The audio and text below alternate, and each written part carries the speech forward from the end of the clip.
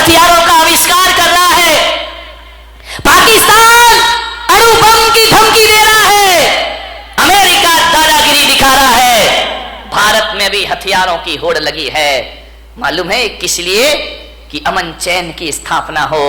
लेकिन इन्हें कौन समझाए? मैं पुलक सागर कहता हूं कि विश्व में अमन चैन जब भी आएगा, आज नहीं तो कल, कल नहीं तो परसों, सारी दुनिया को महावीर के झंडे के नीचे आना ही पड़ेगा, महावीर के सिद्धांतों को अपनाना ही पड़ेगा, महावीर के उपदेशों को स्वीकार करना पड़ेगा। यदि चाइना सोच ले जियो और जीने दो, पाकिस्तान सोच ले जियो और जीने दो, भारत सोच ले जियो और जीने दो, तो क्या करोगे हथियारों का मेरे भाई? क्या करोगे इन शस्त्रों का? क्या करेगा आदमी शक्ति संपन्न होकर के? जियो और जीने दो। जैन कुल में पैदा होके इन शब्द की महिमा नहीं समझ में आई। बहुत बड़ी ताकत है। जब घर में झगड़े हो, विवाद हो, लड़ाई हो, एक ही सूत्र अपनाना, जियो और, वहां हमारी समस्या महत्वपूर्ण हो जाती है, सूत्र महत्वपूर्ण नहीं होता है। सूत्र को महत्वपूर्ण कर लो, रातों रात घर के झगड़े समाप्त हो जाएंगे मेरे भाई। समाज में विवाद हो जाए, भाई भाई में विवाद हो जाए, परिवार में झगड़े हो जाए, कोई कितनी भी बड़ी गलती कर दे, कितना भी बड़ा अपराध कर दे, आदमी एक सूत्र जुबान पर ले आए, जियो और जीने। क्या अपराधियों को जीने का हक नहीं है इस धरती पर?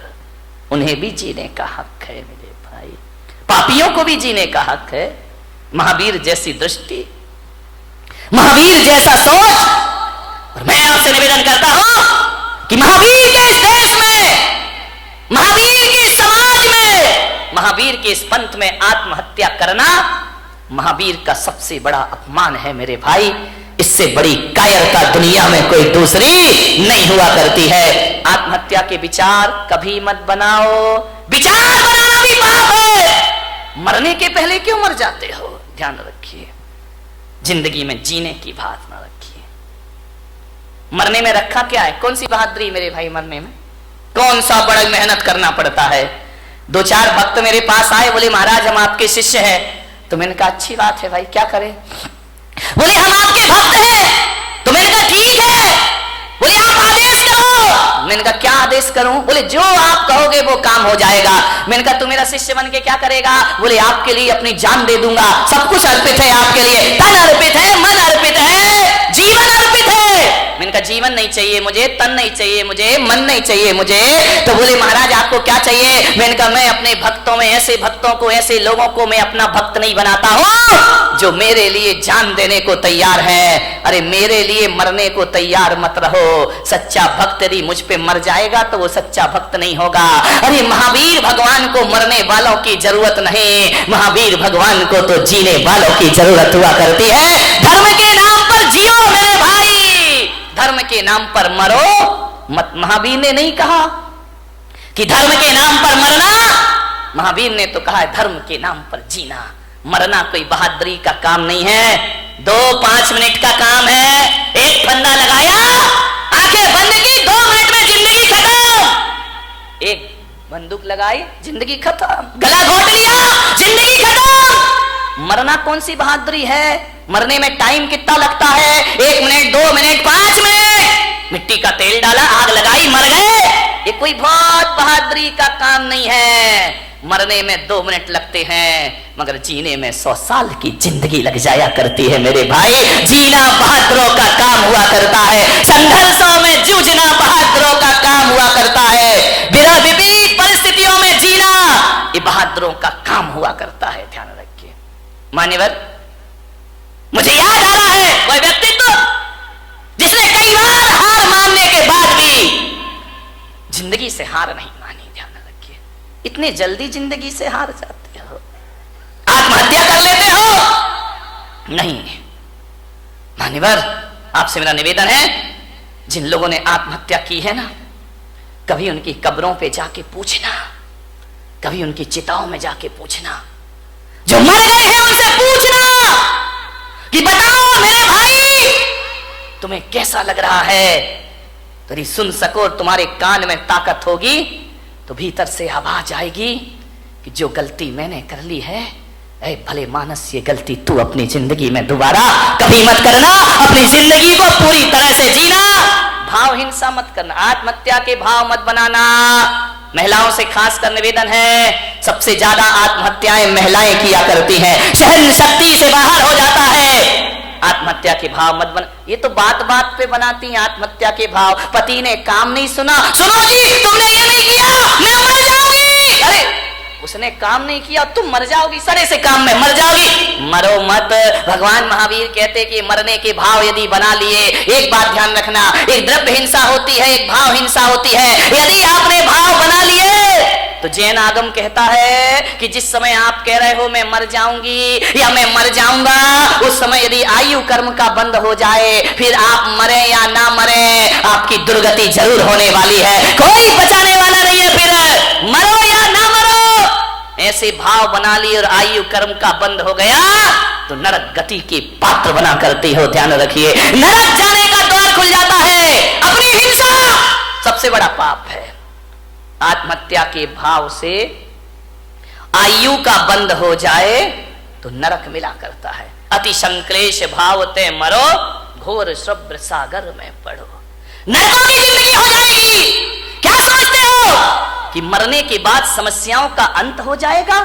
अरे मेरे भाई, आत्महत्या तो खुद एक समस्या हुआ करती है। आत्महत्या से समस्याओं का अंत नहीं हुआ करता है, जीवन का अंत नहीं हुआ करता है। चिताओं के बाद एक जिंदगी फिर जीना है, हमें ध्यान रखिए। से कायरता है, ये ध्यान रखिए। मान्यवर, जितने भी कष्ट आ जाए ना हमारे जीवन में, तो भगवान से मत कहना मेरे कष्ट दूर करो। भगवान से कहना भगवान और जितने कष्ट आना है आ जाए मेरे जीवन में, क्योंकि अभी मैं मनुष्य गति में हूं, मैं हर कष्टों को सहने की ताकत रखता हूं।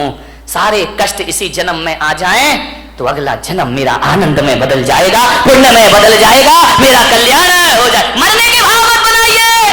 हाँ, ये बात अलग है, ये धमकियां बहुत देती है भाई कि मैं मर जाऊंगी, मैं मर जाऊंगी, पति भी कहता है यार मरना है तो जल्दी करना। 20 साल से तो सुन रहा हूं ना, आज मर रही ना कल मर रही है, जल्दी मरे तो हम दूसरे की व्यवस्था करें। अब तुम ऐसी एज में जाके मरो ना, तुम अपनी रहो ना मैं किसी का हो पाऊं, ऐसे मर के भी क्या करूंगा, विचार करिए। मत बनाइए ऐसे भाव। हाँ, धमकी तो देना, बिना धमकी के महिलाओं ये सुधरने वाले भी नहीं है। बिना धमकी के तुम्हारा काम भी नहीं होता है। धमकियां दो, जरूर दो। आज से इस पंडाल से एक संकल्प लेकर जाओ, यदि तुम्हारा काम ना सुने तो धमकी दो। धमकी देना, धमक मत देना, नहीं तो गड़बड़ हो जाएगा। ध्यान रखिए, इन्हें धमकियां दीजिए, लेकिन ये धमकी मत देना कि मैं मर जाऊंगी, और तुम दोगी भी तो इन्हें विश्वास नहीं होता। ध्यान रखना कि 50 साल से तो सुन रहे यार मर जाऊंगी मर जाऊंगी, ये तो बोलती रहती है, बकती रहती है, कोई सुनने वाले नहीं है। मैं आपको अपने काम बनवाने का एक सूत्र दे रहा हूं, ध्यान रखिए, बहुत प्यारा सा सूत्र दे रहा हूं। यदि वो बात बोल दी तो ये तुम्हारा काम जरूर सुनेंगे, तुम्हारे मन की इच्छा जरूर पूरी करेंगे। मरने से तो बिल्कुल भी करने वाले नहीं है। ध्यान रखिए, आपसे मेरा निवेदन है, अब यदि कोई काम तुम्हारे पति तुम्हारा परिवार ना करे तो ये मत कहना कि मैं मर जाऊंगी।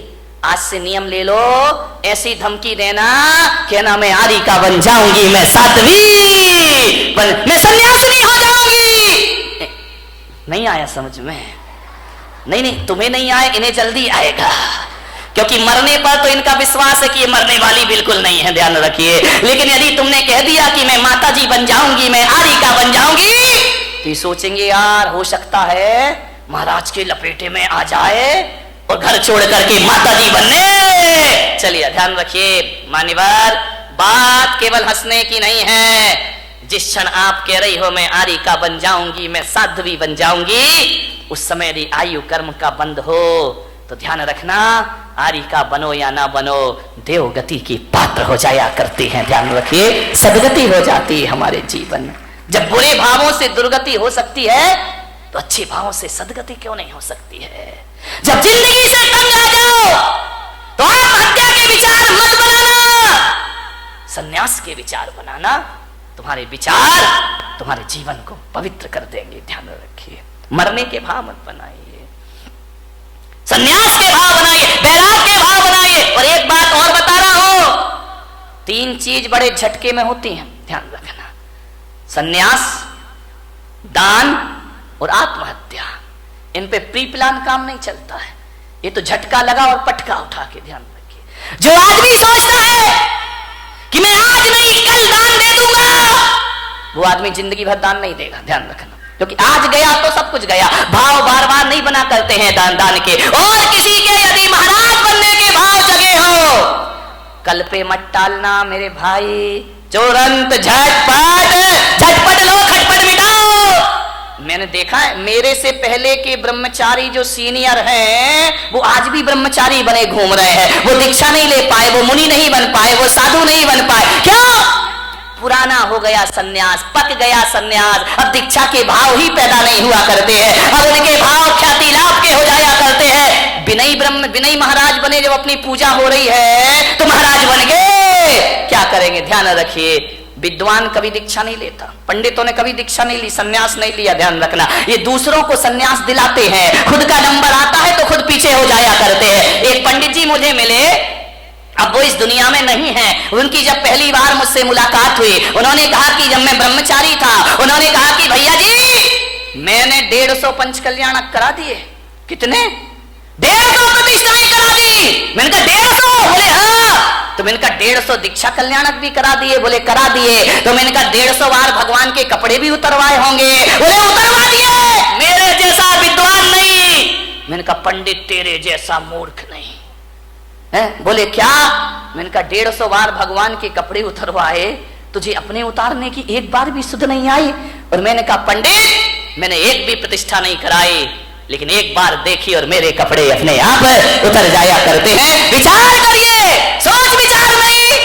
आचार्य विद्यासागर जी महाराज, उनकी दीक्षा हुई। महाराज अजमेर में थे, नई नई दीक्षार्थी थे, नई नई दीक्षा हुई थी। बड़ा प्यारा प्रसंग है उनका। और जब उनके पास एक विद्वान पहुंचा, विद्वान ने देखा महाराज की आदत है, नेचर में है, स्वभाव में है, कोई बनावटी जीवन नहीं है उनका। ध्यान रखिए, सिर उनका झुका रहता है, शुरू से ही झुका रहा, कभी नजरें उठाकर नहीं देखे। पंडित गए, विद्वान गए, पोथी पत्रा लेकर, महाराज कुछ नहीं बोले। क्या बोले? हमारे जैसे हो तो बात भी कर ले, वो तो बोलते नहीं। गए, बोले महाराज, उस समय नए नए दीक्षार्थी थी, नई नई दीक्षा हुई थी, 23-24 साल के रहे होंगे महाराज। उन्होंने कहा कि महाराज नंगे हो गए, कपड़े उतार दिए, कुछ शास्त्र मास्त्र पढ़े हैं कि ऐसे ही आगम पढ़ा है? महाराज कुछ नहीं बोले। अरे समय सार पढ़ा है? महाराज कुछ नहीं बोले। बोले बस कपड़े उतार के बैठ गए, रोटियां मिल रही हैं समाज की, आराम से जय जयकार, ख्याति लाभ। समय सार पढ़ाया आपने? जब 3 बार उसने बोला तो महाराज ने कहा अब तो जवाब देना जरूरी, अब बहुत ज्यादा पानी सर से ऊपर हो रहा है। उन्होंने कहा बोलो पंडित जी, क्या बोलना चाहते हो, क्या पूछना चाहते हो? उन्होंने कहा समय सार पढ़ा है। महाराज ने कहा तुमने पढ़ा है? बोले हाँ। बोले कितनी बार? बोले 108 बार। बोले 108 बार समय सार पढ़ लिया? बोले पढ़ लिया। आचार्य से पूछा आपने पढ़ा है? महाराज ने कहा पंडित जी हमने तो 108 बार नहीं पढ़ा है, हमने एक बार पढ़ा और कपड़े उतर गए, और तुम 108 बार पढ़ रहे हो, आज तक कपड़े उतारने की सुध नहीं है, आज तक संन्यास की बात नहीं है। क्या पढ़ा है तुमने? हमने एक बार पढ़ा और जिंदगी बदल गई। तुम जिंदगी भर पढ़ते हो, तुम्हारे जीवन में कोई परिवर्तन नहीं हुआ करता है। ध्यान रखिए।